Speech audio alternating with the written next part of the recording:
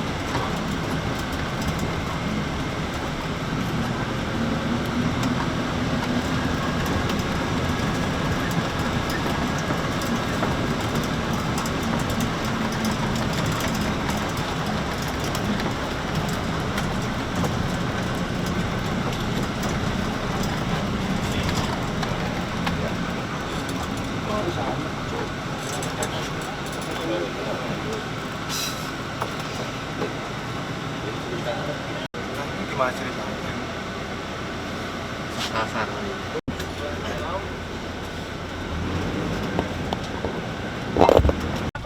Pada rekan media, tolong.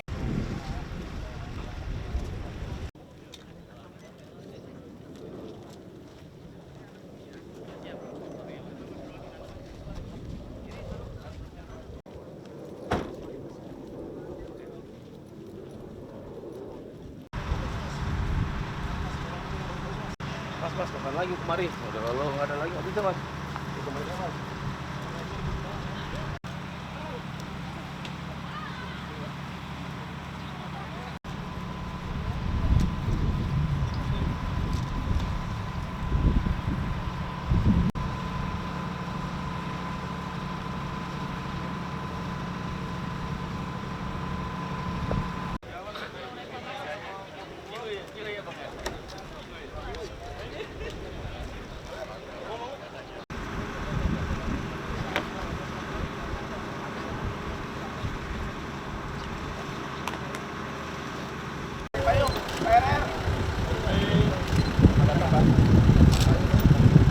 Tunggu rame-rame.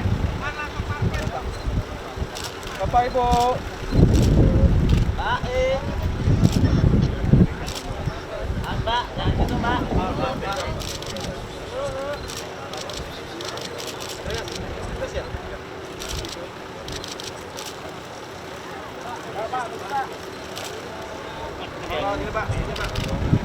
Pak, sini dulu, Pak.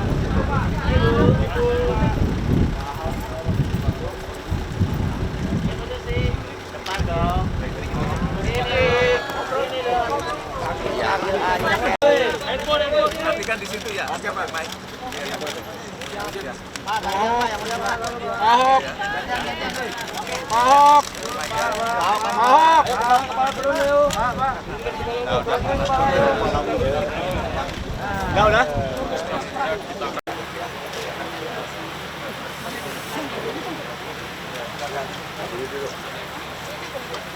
Bapak, ya.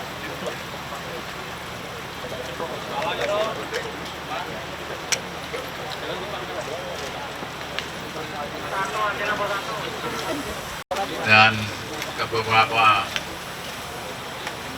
lokasi reklamasi yang lain, ingin melihat kondisi yang sesungguhnya seperti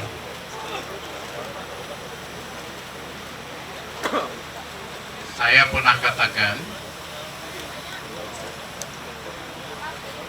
reklamasi di seluruh dunia itu hal yang biasa. Tapi memang ada risikonya. Risiko terhadap lingkungan hidup, risiko terhadap kemungkinan banjir, risiko terhadap jalur lalu lintas laut dan sebagainya. Oleh karena itu, planning dan tata ruangnya harus betul-betul baik dan dipenuhi.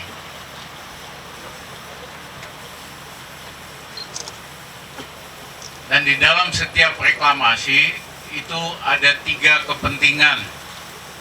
Satu, kepentingan negara yang ingin supaya dampak lingkungannya sekecil mungkin, tata ruangnya terkelola, risiko banjirnya dikurangi, dan ada aspek penerimaan negara. Kemudian kepentingan rakyat dan publik, termasuk nelayan. Yang ketiga adalah kepentingan bisnis dan komersial. Tetapi seperti dikatakan Presiden,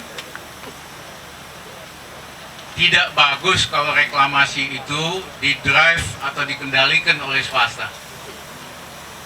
Swasta yang atur mesti begini, bikin peta sendiri, rancangannya udah ada di luar rancangan, dan sebagainya. Tugas kami bagaimana ketiga kepentingan itu kita bisa optimalkan, tetapi harus didrive oleh negara. Negara yang tentukan apa aturan-aturannya, apa undang-undangnya, dan semua termasuk pengembang harus laksanakan. Kalau enggak, mau jadi apa negara kita kalau semua diatur oleh swasta, swasta bikin peraturan sendiri, aturan sendiri, ya bisa seenak-enaknya. Negara yang tentukan aturannya, kita enforce itu. Jadi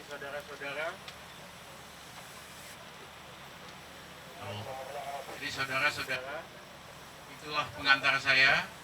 Saya minta Ibu Siti, Menteri Lingkungan Hidup, untuk menjelaskan beberapa kasus yang terjadi di wilayah ini, termasuk pulau yang kita ada di sini. Saya persilakan, Bu. Terima kasih Bapak Menko, Bapak Ibu Menteri, Pak Gubernur, dan Bapak Ibu Tuan Rumah dan kawan-kawan media. Untuk Pulau C dan D di mana kita berada saat ini, memang dari sisi AMDAL itu ada beberapa persoalan yang kita harus koreksi. Pertama, dari kriteria dari analisis yang kita olah di dokumen. Di sini kalau kita lihat juga situasi lapangan itu tidak dikaji dengan baik, kira-kira nanti potensi persoalan nanti kesediaan air bersih seperti apa. Kemudian bagaimana kegiatan vital yang akan terpengaruh, misalnya kabel, gas, laut, dan sebagainya. Kemudian kita juga memang kan kelihatan belum rampung betul, tetapi kita juga belum lihat bahwa persoalan banjir gitu itu juga sudah ada dikaji sebetulnya sedikit, tetapi tidak termasuk yang merupakan dampak penting untuk Pulau C dan D. Yang tidak juga dikaji Berita satu. menyangkut kebutuhan bahan urukan. Itu di sini juga kalau menurut dokumennya. Kemudian tidak dikaji juga adanya keberatan dari PLTU Muara Karang maupun PLTU Tanjung Priok. Kemudian tidak juga dikaji tentang terganggunya kabel dan pipa bawah laut. Nah, kalau dilihat di sini juga soal limpasan sedimen terhadap ekosistem terumbu karang itu juga tidak dikaji. Kalau kawan-kawan lihat gambarnya di lapangan kita seperti ini ya sekarang. Tahan bu. Ya, kalau kawan-kawan lihat ini sebetulnya harusnya terbelah. Ya, harusnya ada kanal di sini. Karena apa? Karena kan dia harus memberi jalan kepada para nelayan gitu ya. Ini nanti harus dikoreksi. Kemudian kita lihat lagi kawan-kawan ya, sedimentasi di sini. Ini kena ke depannya. Jadi ini juga ini yang kita tidak pas sekarang. Oleh karena itu sekarang kami sudah selesai di lapangan beberapa hari kita kaji. Kemudian mungkin kalau nggak nanti malam ya karena besok libur, nanti besok atau hari Senin saya kira surat keputusan tentang bagaimana terhadap izin lingkungan di sini itu kita butuhkan. Jadi kondisi lapangannya tuh kawan-kawan yang cukup parah tuh ini. Kemudian kemarin di rapat di kantor Menko memang ada catatan-catatan penting yang kemudian keluar dari Isidor dan oceanografi. Ini kalau yang biru ini kawan-kawan lihat ya, ini peta ini garis pipa gas, yang garis biru, yang garis merah itu PLTU. Jadi kalau dilihat di sini maka sebetulnya Pulau C dan D ini yang orange ini agak terpisah dari si jalur-jalur ini, tetapi pulau-pulau lainnya hampir semuanya kena. Oleh karena itu tadi seperti Pak Menko katakan, dalam moratorium ini kita punya dua macam moratorium itu dalam arti pertama dalam arti planning secara keseluruhan. Kalau lihat kondisinya seperti ini sesuai juga arahan Pak Presiden Wakil Presiden, maka moratorium planning secara keseluruhan kita berlakukan sampai dengan selesainya seluruh analisis dan plan dikaitkan dengan nanti gereja school dan lain-lain yang disiapkan oleh Bappenas. Itu sisi yang pertama ya, yang disebut moratorium. Yang disebut moratorium berikut adalah soal praktek di lapangan. Yang per pulau yang sekarang konstruksi lagi berjalan yang kita tadi lihat. Nah itu kalau menurut undang-undang selama hal-hal syarat-syarat lapangan itu belum memenuhi syarat, maka itu harus diberhentikan aktivitasnya sampai syarat-syaratnya terpenuhi. Jadi pengertian moratorium itu ada dua macam ya, secara keseluruhan konsep, planning, kebijakan, dan pengertian di lapangan. Jadi kalau lihat Pulau C dan D kriteria lapangannya banyak ya, tadi soal sedimen, kemudian soal dampak terhadap wilayah penangkapan ikan, soal backwater terhadap muka air yang bermuara di muka air di muara, terus terhadap sentra perikanan. Ini Bu Menteri KKPA di sini lihat langsung juga nanti.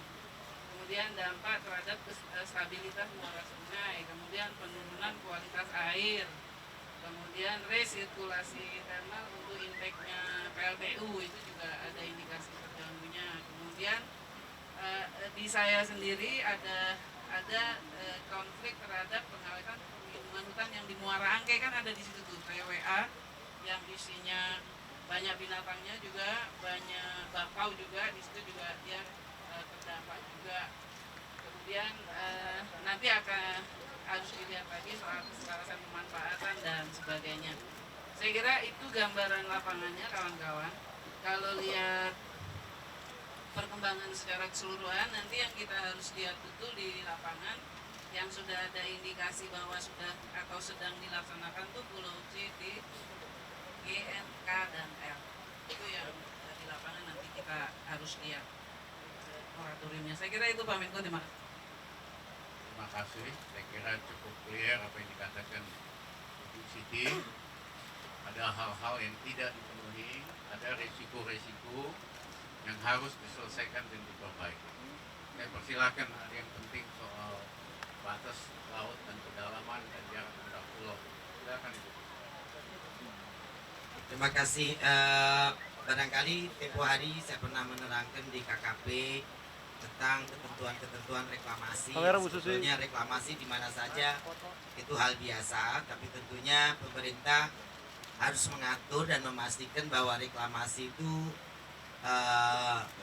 diperbolehkan untuk apa saja prioritasnya. Yang kedua, kalau untuk komersil ya harus dipastikan bahwa apapun yang kita buat dengan reklamasi tidak menjadikan degradasi satu lingkungan. Yang kedua, stakeholder terganggu. Yang ketiga, tentunya integrated environment daripada stakeholder, lingkungan itu sendiri dan lain sebagainya. Dan di sini terutama adalah tentang arus laut, kehidupan biota laut, dan juga variasi daripada ekosistem di sekitar wilayah reklamasi tersebut. Dari apa yang kita lihat gambar 17 pulau itu, intinya kalau kita lihat yang terjadi, pulau-pulau sebagian itu sudah tidak berupa pulau lagi, tapi sudah menyatu dengan daratan. Jadi reklamasi itu bukan pembuatan pulau, tapi penambahan wilayah pesisir ditambah terus ke laut. Beberapa hal, ya kalau contohnya pulau C dan D, kalau berdasarkan gambar, harusnya antara C dan D itu ada jarak 300 meter. Dari pulau reklamasi ke darat juga harus ada jarak 300 meter. Kedalamannya harus 8 meter. Kenapa ada ketentuan begini? Untuk supaya tidak mengganggu arus laut.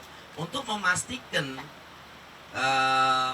jalannya air, arus air juga itu tidak terganggu dan tidak banyak berubah. Pasti berubah, tapi tentu perubahan ini diantisipasi.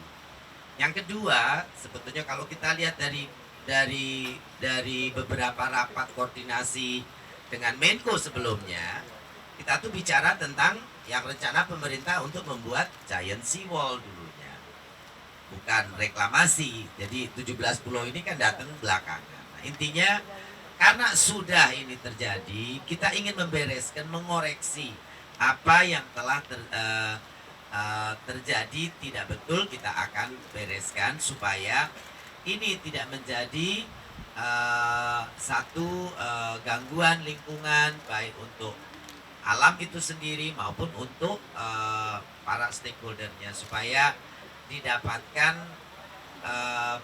pembetulan sehingga reklamasi ini tidak menimbulkan dampak-dampak negatif lainnya. Saya rasa itu saja Pak Menko. Jadi intinya kita akan membetulkan, mengoreksi, dan saya setuju seperti yang Pak Menko bicara, negara punya aturan, kita mesti menata sesuai dengan tata ruang dan peruntukannya.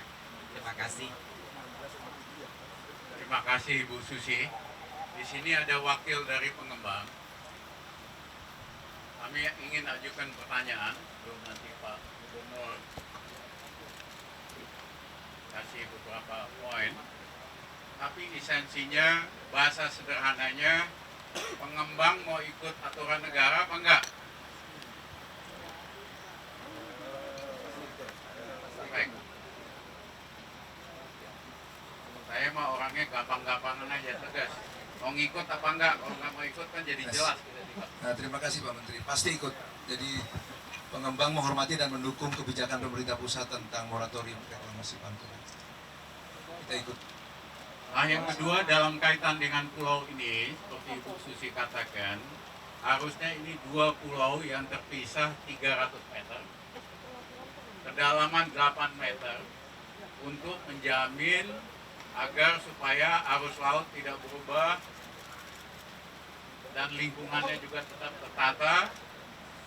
Saya lihat di sini tiba-tiba udah gabung, mungkin dapat tambahan tanah, tapi kami minta pengembang berbesar hati untuk memperbaiki ini, tetap dibikin jarak antar pulau 300 meter, di 100 meter, ke daratan 300 meter. Ada beda memang, karena kondisi arus berbeda.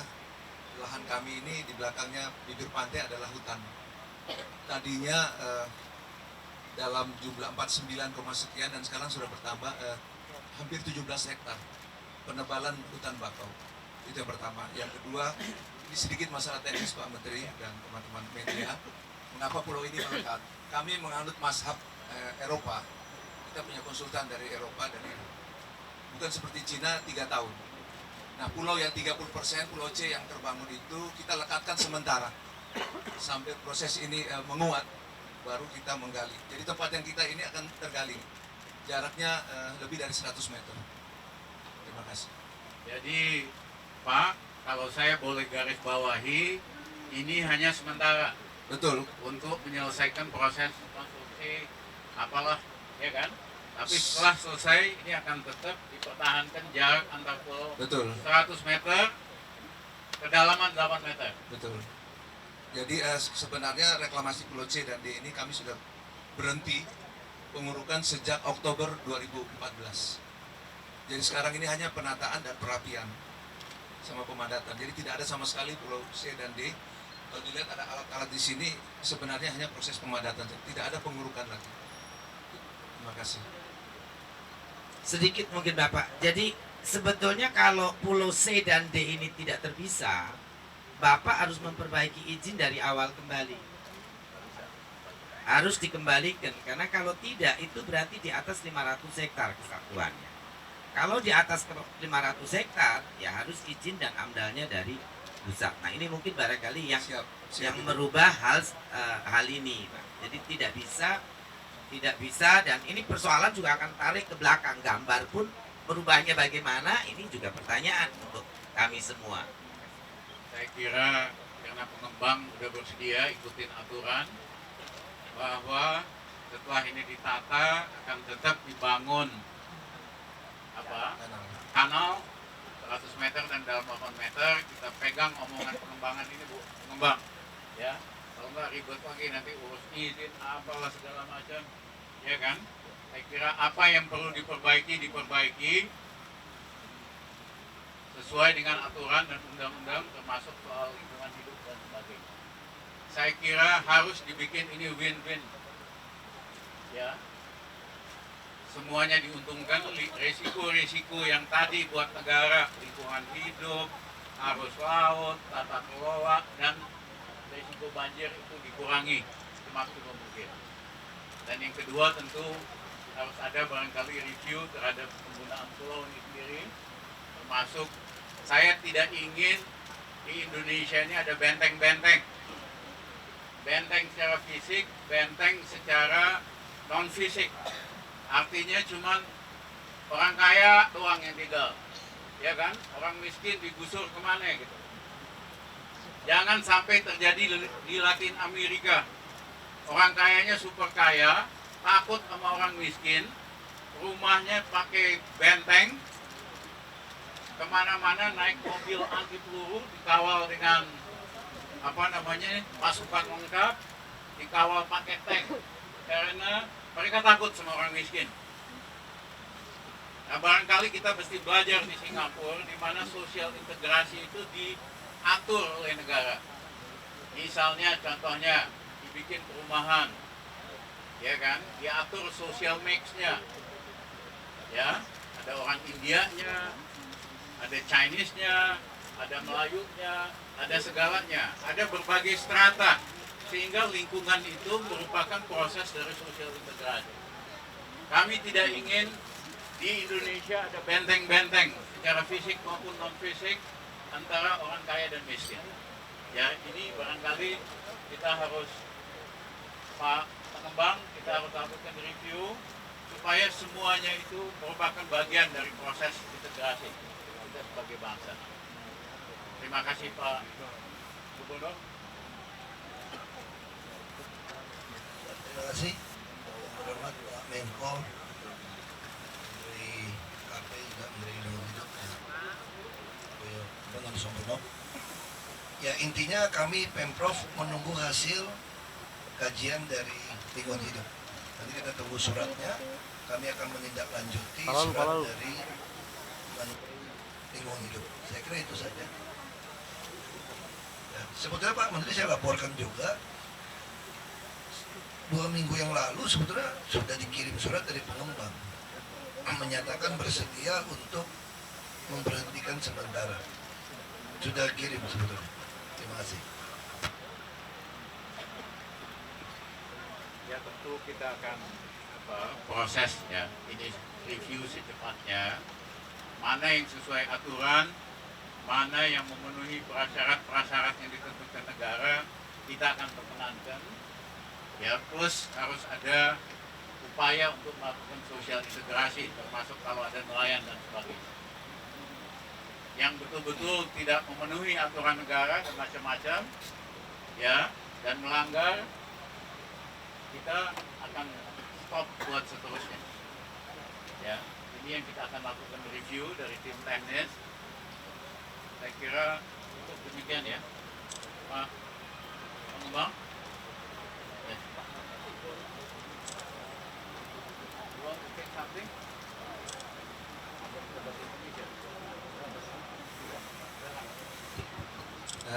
Kembali lagi kepada yang tadi Bu Menteri KKP Bu Susi, ini lekatnya pulau ini tidak permanen. Memang kami masalah teknis saja, izin memang terpisah dan harus terpisah. Manakala nanti kami diizinkan hari ini juga kami boleh bekerja, hari ini juga kami menggali untuk memisahkan 2 pulau ini. Itu yang pertama. Yang kedua, kami berharap mumpung ada Pak Gubernur ini, sudah hampir 2 tahun kami mengajukan IMB. Dan kita berharap akan turun UDGL atau Rancang Bangun Kota sebagai bagian dari prasyarat IMB. Karena ini menyangkut kurang lebih di pulau ini bekerja lebih kurang 20.000. Di dalamnya ada lebih dari 6.000 nelayan yang pesisir sini yang bekerja. Sekarang berhenti total, hampir sebulan.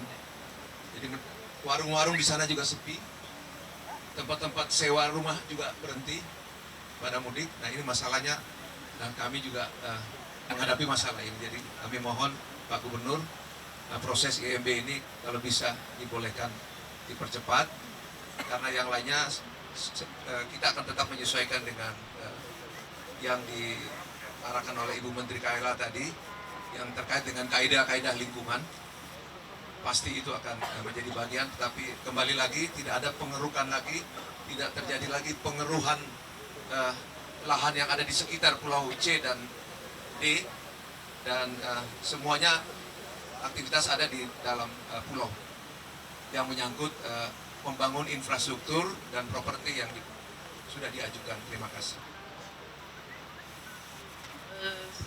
Pak Menko, mohon izin saya harus merespon ini. Pertama, dia akan masuk di dalam keputusan kami bahwa semua kegiatan di pulau ini harus dihentikan sampai dengan bisa diselesaikan beberapa hal. Beberapa hal itu tadi antara lain yang dia harus buat kanalnya. Itu yang kedua, tadi yang Pak Menko katakan bahwa AMDAL-nya sebetulnya harus AMDAL reklamasi tadi dengan catatan-catatan tadi, maka akan dikoreksi SK Gubernurnya dengan perintah dari pemerintah dari pusat. Kemudian yang kedua, selama berhenti itu harus dipersiapkan AMDAL untuk peruntukan. Karena di situ justru seluruh hal tadi yang integrasi sosial ekonomi seperti yang Pak Menko katakan itu akan ada. Nah barulah dari situ bisa keluar IMB dan lain-lain semuanya. Jadi posisinya seperti itu, saya kira tadi seperti dikatakan oleh Pak Menko, kita ada goodwill bahwa ini juga untuk kepentingan masyarakat banyak. Oleh karena itu tadi integrasi sosial itu yang paling penting, dan kami juga nanti akan memberi catatan mengarahkan bahwa pembangunannya juga nanti manfaatnya bagi masyarakat kecil juga harus ada. Ada bagian mana nanti itu akan di set di dalam perencanaan dan di amdalnya pengembang ya untuk peruntukan. Gitu Pak Nona ya. Baik, saya kira itu Pak Menko. Terima kasih. Kira cukup kelas semua. Kami di KLH dan di posisi akan mempercepat ya apa yang perlu diperbaiki, apa yang mesti dikoreksi, dan yang penting juga supaya ada sosial.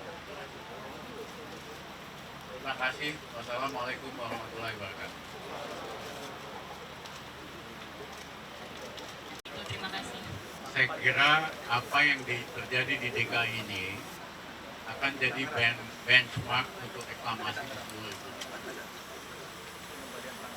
Ya, termasuk juga nanti Bu Siti akan review daerah-daerah di luar Jakarta lah, Tangerang dan Jabodetabek. Ya, esensinya seperti yang kami minta ketegasan tadi, apakah pengembang mau manut apa enggak? Kalau enggak mau manut ya kita sikat, gitu aja deh. Terima kasih.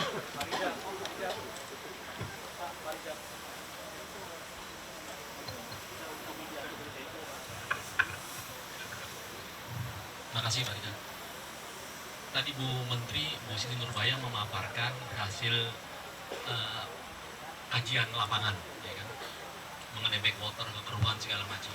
Sebenarnya ini tahun 2003 itu ada Komisi AMDAL Pusat waktu zaman Menteri Lingkungan Hidup Pak Nabil Makarim. Itu di Komisi AMDAL Pusat sudah ada itu, ya kan, kajian soal itu. Ya kan. Komisi AMDAL Pusat sudah menelaah itu. Ya kan. Ini nanti akan ada backwater, akan ada kekeruhan, akan mempengaruhi PLTGU, kabel-kabel laut segala macam. Itu sudah disampaikan dan dianggap oleh Komisi AMDAL itu tidak layak proyek ini. Sekarang sudah 10 tahun ya kan, lebih. Tadi Bu Menteri mengatakan ternyata kajian itu nggak dijalankan oleh pengembang. Tadi Pak Rizal mengatakan kita jangan kalah sama negara dengan perusahaan. Ini kita udah 13 tahun Pak, udah kalah Pak. Bapak lihat tadi kami masuk ke sini, itu sudah ada pembangunan, padahal belum ada IMB-nya. Harusnya digusur seperti di Kampung Pulo segala macam, dan PLN seperti ada. Ya. Justru karena waktu itu dikalahkan pemerintah di pengadilan, akhirnya ini bisa jalan. Tetapi kita juga melihat carut marut ini, makanya pemerintah sekarang ini ingin membereskan semua yang tidak betul-betul ini mau kita bereskan semampu dan sebisa mungkin. Ini, jadi kalau ini dibiarkan berarti kita seolah-olah melakukan pembiaran. Bukan itu yang kita ingin. Kita ingin melakukan koreksi-koreksi yang memang itu kita lihat adalah salah. Bu Siti sudah sangat betul. Kita semua mau bekerja untuk mengoreksi. Walaupun putusan pengadilannya kita kalah. Ini adalah goodwill-nya pemerintah untuk memperbaiki. Walaupun kita ini kalah, walau pengadilan, pemerintah waktu pengadilan kan kalah. Nah, kita mau betul, kalau sudah terjadi ya so what? Kita mau koreksi sebisa semampu kita. Dan kita ingin membuktikan bahwa pemerintah mau hadir, mau driven, has to be government driven. Oh ya, ini sangat besar secara financial dan juga secara dampak. Ini yang mesti kita atur, mesti kita koreksi. Itu aja. Jadi kita nggak bisa waktu itu kenapa jalan, karena kalah di pengadilan. Ya, terima kasih. Mas Untung, jadi gini, prinsip yang mengeluarkan izin itu yang melakukan pengawasan. Jadi setelah KLH itu kalah di pengadilan kan stop interaksinya dengan daerah. Maka sebetulnya memang di pemerintah daerah. Nah, pengawasannya kemudian kan kendor sampai publik teriak, sampai media memunculkan dan lain-lain, maka kita turun sebagai second layernya. Jadi itu yang sekarang ini turun tadi Bu Susi katakan, Pak Menko katakan, kita sekarang turun untuk second layer supervisi dan law enforcement-nya. Jadi posisinya seperti itu. Ya, terima kasih. Ya, saya juga melihat CTP, Pak. Selain dampaknya untuk lingkungan, sebenarnya kami dari CTP sudah coba berkeliling ke perkampungan nelayan di sekitar sini, ke Muara Karang, ke daerah yang berbatasan langsung. Kebanyakan nelayan ini teriak, Pak. Jadi mereka bilang bahwa sekarang kos lebih besar, sekarang lebih susah, kerang hijau pun mereka susah sekali mencarinya. Sementara tadi dibilang akan dibangun kanalnya, tapi nanti tunggu dulu ini selesai baru dibangun. Sementara mereka untuk besok saja mungkin panen berikutnya mereka sudah cukup berteriak gitu. Saya sempat bertanya apa kompensasi dari pengembang untuk kewajiban para nelayan yang harus memundurkan tangki-tangki kerang hijau mereka harus lebih jauh mencari ikan, katanya akan diberi pekerjaan, tapi ternyata itu tidak juga mereka rasakan. Saya tidak tahu apakah saya yang kurang lengkap berkeliling, tapi sejauh lokasi-lokasi yang saya datangi mereka semua punya keluhan yang sama. Nah, kalau dampak lingkungan sedang diurus, dampak untuk masyarakat seperti yang tadi disampaikan, social integration ini bagaimana? Sudah? Satu, semua proses ini kita akan percepat. Law enforcement-nya jalan, ya, dan pada bersamaan begitu itu dikeluarkan kanal ini harus dibikin. Kalau Senin suratnya keluar, kanalnya sudah bisa dimulai, ya. Dan Berapa lama kita pembangunan kanal? kasih waktu ibu dulu buat perintah-perintahnya apa, ya, minggu depan akan selesai. Kalau proses pembangunan kanalnya Pak, berapa lama? itu termasuk bagian perintah yang harus dilakukan. Iya, setelah izinnya keluar, proses pembangunan, pemisahan kanalnya. Cuman bikin drain. Nggak lama kan? Sudah sampai 2 bulan. Tidak sampai 2 bulan. Ya, tapi tentu juga seperti saya katakan, negara juga harus akomodasi kepentingan rakyat termasuk nelayan di dalam proses sosial integrasi. Terima kasih.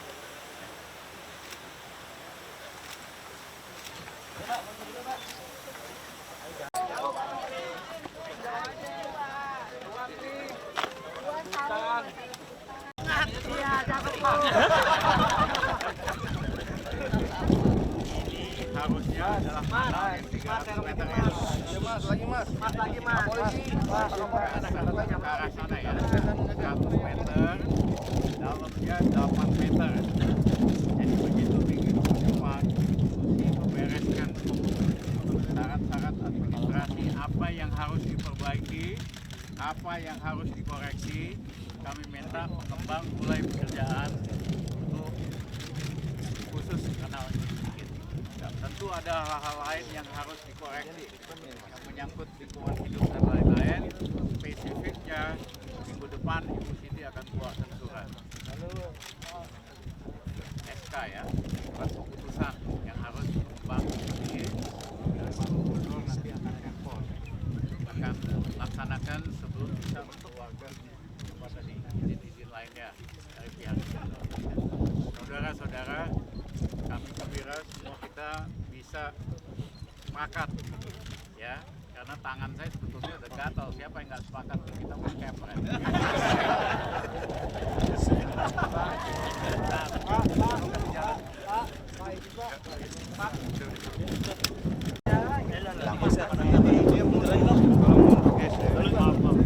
Diangkat Pak kakinya. Debu ya Pak. Ini dia mau pembersihan lahan. Kalau kerja pembersihan lahan. Kita langsung aja Mas. Langsung dikepret sama Pak Arah. Ya. Aku izin langsung Pak. Ya. Pak, AMDAL kenapa nggak dipublikasikan Pak? Ada publikasi. Sudah dipublikasikan? Udah jadi milik umum kok AMDAL. Justru ini bukan nggak ada AMDAL. Menurut AMDAL sama praktek di lapangan nggak sesuai. Misalnya contoh, dalam AMDAL tuh nggak pernah disebutkan Pulau C itu harus dibangun untuk nahan gitu loh. Nah itu yang lagi diteliti dari Ibu Siti. Pak Ahok dengan kayak gini berarti DKI jadi pengawas Pak untuk Pak, lihat sini Pak. Pak, lihat sini Pak. Ya tunggu, kita lihat hasil apa perintah-perintah teknis dari Ibu Siti. Ya. Pak soal IMB Pak? Kalau IMB memang kita masih berdebat apakah masih nunggu perda baru apa perda lama sudah bisa keluarkan UDGL. Nah itu makanya kita nggak tahu, makanya kita minta petunjuk pusat. Karena kan terjadi dispute nih antara tafsiran bahwa masih ada perda dulu. Sedangkan perda 95 sudah ada. Nah makanya kita serahkan kepada Ibu Siti untuk lihat kajiannya apa. Itu aja sih sebetulnya. Lihat nyambungnya Pulau C dan D Pak, apakah ini... Makanya ini kita mesti teknis. Dia berdebat teknis bahwa dia yang butuh. Pada pulau yang lain nggak butuh. Nah ini kan jadi mungkin ada sisa beli pasir sekalian lebarkan, saya nggak tahu. Saya nggak tahu. Yang jelas kan Pulau C kan belum ada izin. Kalau IMB memang kita udah buat kebijakan sangat jelas. Misalnya di Jakarta lebih dari setengah bangunan tidak ada IMB. Apakah akan dibongkar semua? Tidak, karena ada pasal yang mengatur IMB yang tidak ada izin, tidak ada IMB, itu ada denda. Ada dendanya. Nah, tapi kalau kamu bangun di hijau, bangunnya di tempat yang tidak sesuai, walaupun ada IMB, nggak ada IMB, pasti saya bongkar. Ada IMB pun itu palsu. Jadi ini kita biarkan denda. Kalau ada bongkar kan investasi rusak. Misalnya contoh, waktu Agung Sedayu membangun di Kemayoran, Golf. Rumah contoh di Ijo. Saya bongkar. Terus bangun lagi di Fatmawati, bongkar. Nah, itu patokannya seperti itu. Jadi ada wartawan yang bilang, bandingkan kampung pulau, beda dong. Ini beda. Misalnya contoh, kalau masyarakat yang nggak ada IMB, kami bongkar nggak sekarang? Enggak. Malahan yang di bawah 100 meter, kami bantu tidak bayar. Jadi yang tidak punya IMB di masyarakat, datang ke kantor PTSP, di bawah 100 meter, kami tidak mengut uang. Malahan untuk gambar arsiteknya, kami yang bantu gambarkan. Karena masyarakat tidak mungkin, walaupun gratis, tidak mungkin dia membayar arsitek menggambar IMB. Makanya kami membantu supaya masyarakat mendapatkan IMB. Zonasinya benar, semua zonasi benar ini. Ini persoalan kan hanya mempersoalkan AMDAL-nya dianggap kajian dan praktek tidak benar. Pak, dasar denda ini bagaimana Pak? Ada rumusnya, sudah ada aturannya, perdanya semua jelas. Aturan Makanya rumusnya gimana sih Pak apa? untuk denda? Ada hitungannya berapa kali dari NJOP, ada semua ada rumusnya. Makanya untuk yang masyarakat biasa kami bebaskan dari denda, malahan kami bantu menggambar. Karena kan setiap IMB diajukan harus ada gambar IMB arsitek. Masyarakat nggak punya uang bayar arsitek, kami yang bayar. Untuk pembangunan ini berarti pengembangnya dikasih denda juga Pak? Denda semua. Yang di sini Pak? Semua denda. Termasuk menyambungnya Pulau C dan D Iya. juga. Kalau nyambung proyek nggak bisa, harus bongkar dia. Kalau nyambung bongkar, misalnya contoh, kalau dia nguruk melebihi, yang penting patokan pulau itu sederhana. Semua pulau reklamasi harus dibuatkan sertifikat HPL atas nama Pemda DKI. Ini yang penting dulu. Terus yang kedua, dia mesti serahkan kira-kira 45-48% fasum fasos. Yang ketiga, 5% net to gross dari pulau yang bisa dijual harus kasih kepada DKI. Makanya yang keempat yang saya tambahkan seperti yang ribut kemarin, dia harus setiap yang dia jual tanah di atas pulau ini, 15% dari NJOP harus dipakai membantu kami memberesin infrastruktur. Nah, sehingga harapan Menko, pulau ini tidak hanya dihuni dari orang kaya, itu akan terjadi. Karena fasum-fasosnya, 5% yang bisa dijualnya, akan kami bangun rusun terpadu untuk pegawai-pegawai untuk tinggal di dalam. Kami tidak mau menanggung transportasi yang begitu besar. Nggak lucu kerja di pulau, masa tinggal di Depok, di Tangerang, nggak kuat kita. Ya. Terima kasih Pak. Emang enggak sih, takut